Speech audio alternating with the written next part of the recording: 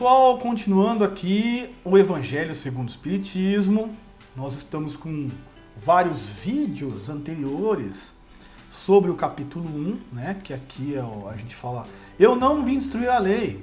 E o capítulo 1 aqui, né, já entrando na segunda parte, sobre a lei mosaica, nós vínhamos falando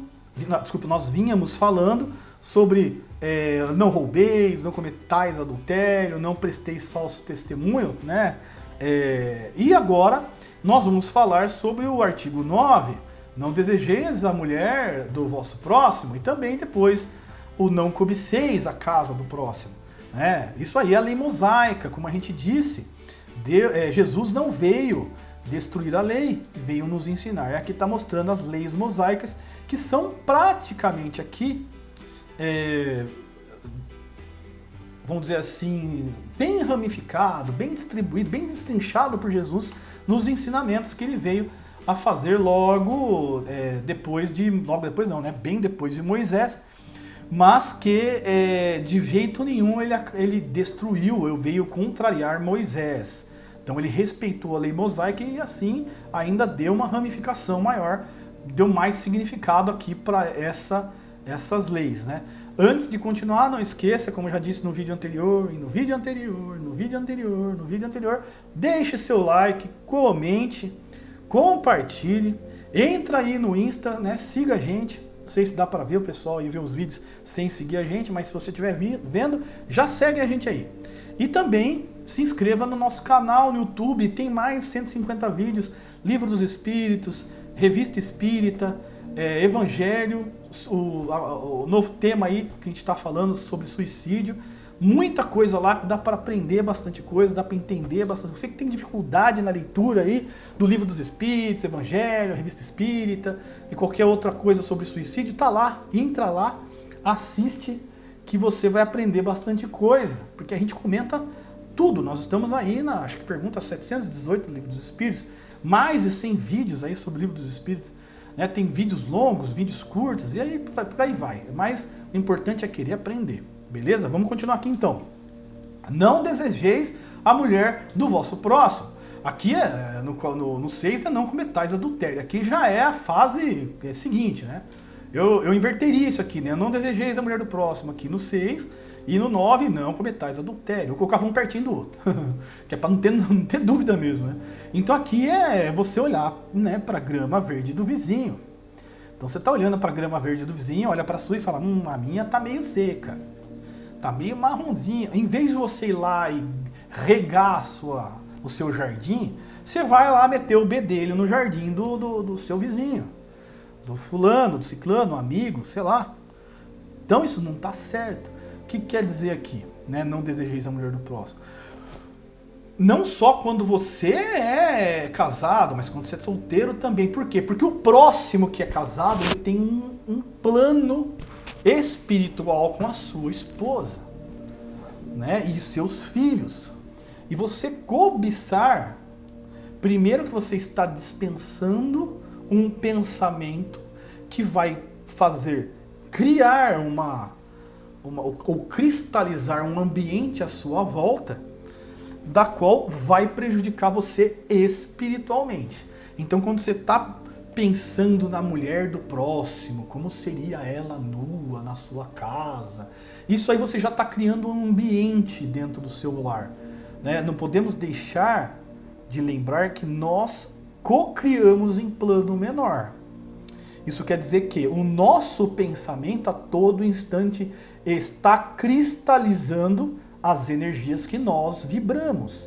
Então, se você está a todo instante pensando nessa questão sexual, você está criando um ambiente espiritual que vai ser propenso a atrair espíritos que são ligados à parte sexual. E todos aqueles que já leram obras sobre sexo à luz do espiritismo, sabe que o mundo espiritual reservado para os irmãos ligados a sexo é tenebroso.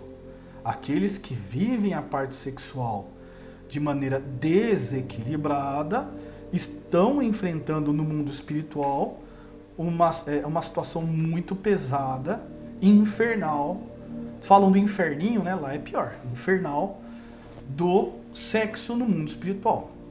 E você tá atraindo esses espíritos para dentro da sua casa. E aí de vez em quando você acorda com um pesadelo aí, né, meu? Um pesadelo, às vezes houve uns negócios aí, principalmente os médiuns, né? Acorda com uma lambida na orelha, um sussurro, um tapa na orelha, um tapa nas costas. É prazer, né? São os espíritos que você trouxe para dentro da sua casa.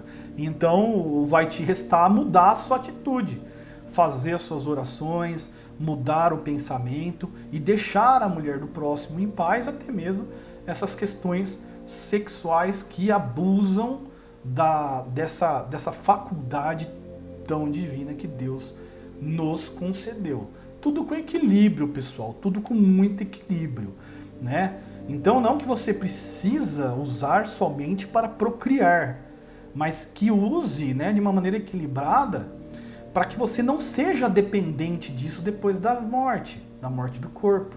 Então o maior problema daquele que é viciado em sexo não é a vida, é a morte. Porque quando a gente cultiva e cultua coisas materiais, a gente acaba não conseguindo se livrar depois da morte.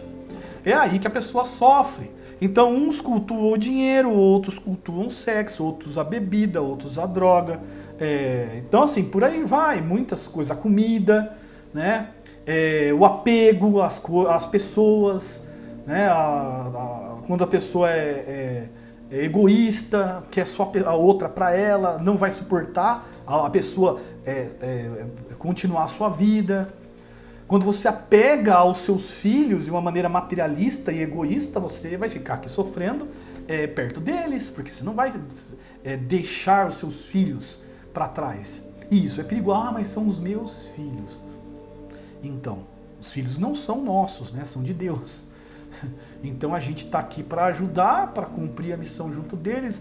Muito legal, muito bacana, mas temos que deixar na mão de Deus e continuar a nossa viagem. E aí um dia se preparar para voltar, para ajudar de alguma forma. Mas para isso precisa de um preparo, né? Então as pessoas às vezes não lembram disso. E tudo isso está ligado ao quê? Às coisas materiais. Então são vícios materiais. E cobiçar também a mulher do próximo, desejar a mulher do próximo, é também um vício material, né? Então você acaba, de alguma forma, causando um grande problema, não só para outra pessoa, mas para si, porque outra pessoa está lá. Enquanto você não foi lá causar, né, e para, de alguma forma, tentar cometer o adultério, né, ou fazer isso acontecer, até aí você está só se prejudicando, né? Mas prejudicar a pessoa do próximo também não é bacana. E também não é só que desejar a mulher do próximo, é desejar tudo do próximo. Tudo que veio para ele é porque Deus permitiu, tem aqui uma bênção divina. E você tomar o que é dele é você estar, de alguma forma, contrariando as bênçãos divinas. Você tem que, Deus abençoe. Fale para ele, Deus te abençoe. Ou pense, Deus te abençoe. Porque isso daí automaticamente vai cortar da sua ideia. Né? Então é muito interessante que você pratique o Deus te abençoe também, sempre que alguma coisa vier à sua tentação quando se trata de cobiça. E continuando aqui para encerrar, né, porque eu acho que não vai dar tempo muito mais de falar o restante, né?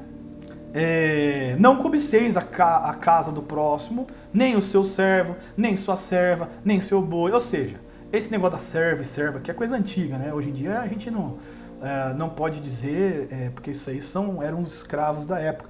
Mas não cobiceis os bens dos próximos, do próximo, né? Ou dos seus próximos, sei lá. Não cobicei os bens. Por quê? Aquilo que a gente estava falando no vídeo anterior. Se a pessoa recebeu aquilo, é porque um dia ela lutou para ter aquilo. Não foi de graça, mas nossa, ela herdou. Bênção de Deus. Se fizer errado, vai perder. Se não perder nessa vida, perde na próxima. Então, aquilo que é da pessoa foi preparado para o destino dela. Deus permitiu, quando a pessoa coloca no carro lá, eu acho meio cafona, né? Colocar lá, Deus me deu, Deus deu. Deus deu mesmo. Deus me deu. Aquele carrinho lá, às vezes simples, humilde. É meu, Deus me deu. Mas deu mesmo.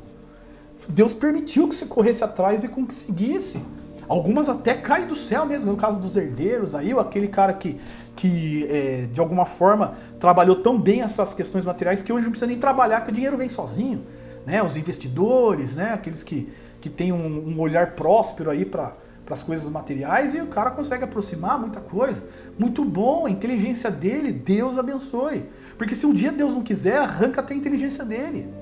Pessoal, nós não podemos cobiçar as coisas do próximo, porque nós vamos estar contrariando a vontade de Deus. É um desafio a Deus.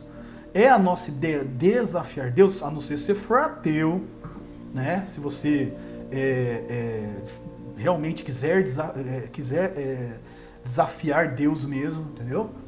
A falta de respeito, ser um herege, blasfemar, essas coisas aí. Então é ir contigo mesmo, entendeu? Tá errado fazer, mas vai responder.